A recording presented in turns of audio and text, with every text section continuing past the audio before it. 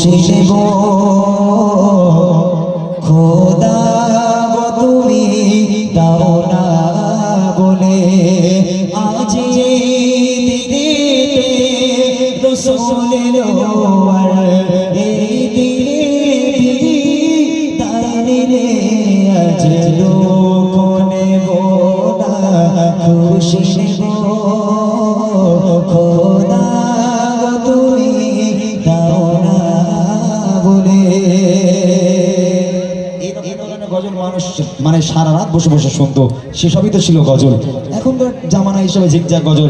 তবে এসকে হাবিব সাহেবের একটা গজল আমি গাইবো, যদি দেখি মানুষ উঠে যাচ্ছে তাহলে আলহামদুলিল্লাহ, তাহলে খুশি হবো। আর যদি দেখি মানুষ না ওঠে ভাববো তাহলে আর মোটামুটি আজ আমাদের বাড়ি যাওয়া হবে না।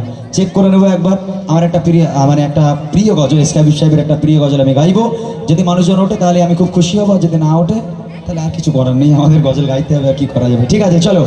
খুব প্রিয় গজল, সবারই প্রিয় গজল। গজলটি ছন্দের মাধ্যমে কত সুন্দর কথা কবি লিখছে, আপনারা সকলে জানেন, সকলে শুনে যান। ছোট্ট করে গাইতে শুনবেন। আমি নবিয়া মুক্তি দাতা সবার খোদা যাবে বন্ধু করে দিল যে আমি নবিয়া মুক্তি দাতা সবার খোদা যাবে বন্ধু করে দিল যে আমি নবিয়া মুক্তি দাতা সবার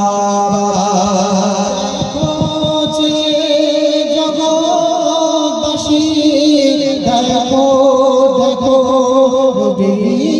শশী দয়া মায়ার সাগর সবার মুখে দেখো জগৎবাসী দেখো দেখো রবি শশী দয়া মায়ার সাগর সবার মুখে ফোটায় হাসি।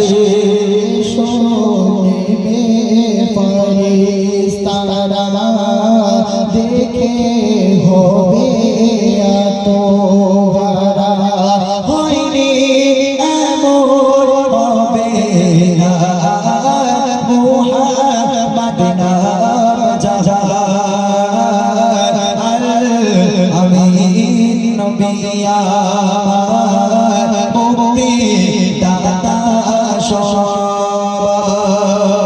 পথের ধারে বাঁধা ছিল নদীর হরিণ, সে পথ দিয়ে যেতেছিলেন আমার প্রিয় নবী।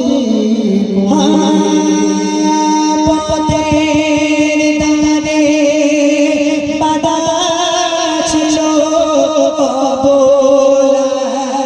বনের হরিণ, সে পথ দিয়ে যেতেছে আমার প্রিয় নবী করে।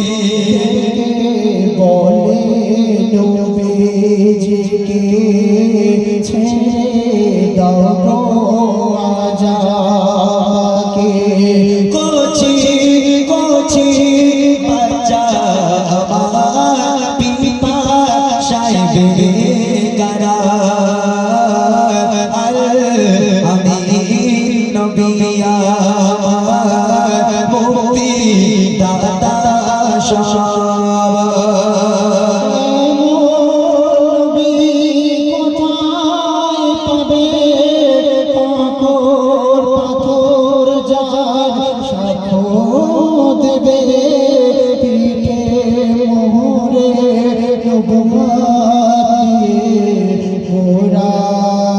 চোরে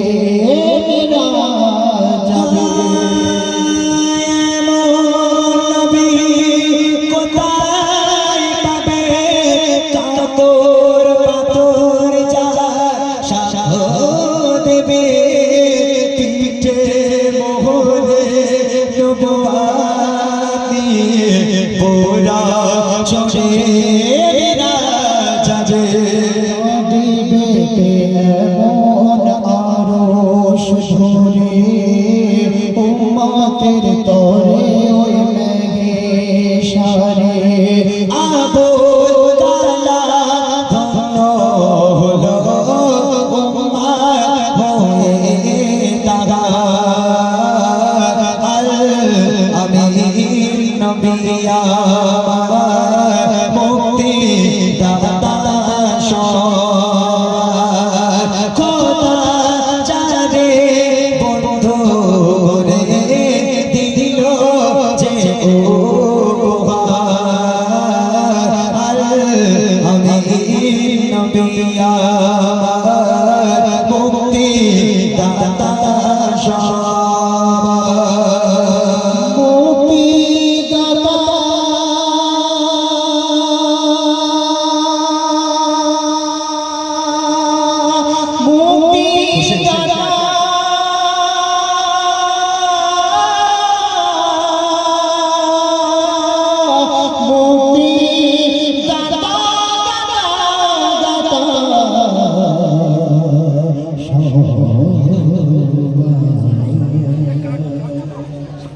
মাশাআল্লাহ শুনলেন